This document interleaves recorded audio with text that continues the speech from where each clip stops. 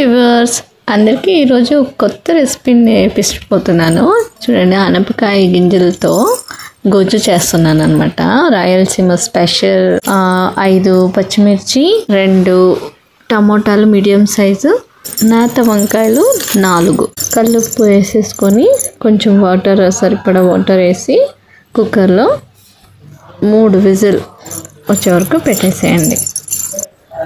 ఇలా ఉడికిపోయిన తర్వాత నీళ్ళని వంచేసుకొని కొన్ని గింజలని సపరేట్గా తీసి పెట్టుకోండి. నంజుకునేదానికి బాగుంటుంది.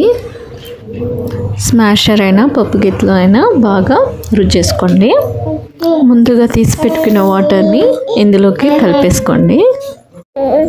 ఒక తెల్లగడ్డని ఒలుచుకొని దాన్ని కచ్చపచ్చ దంచేసి వేసేసుకోండి.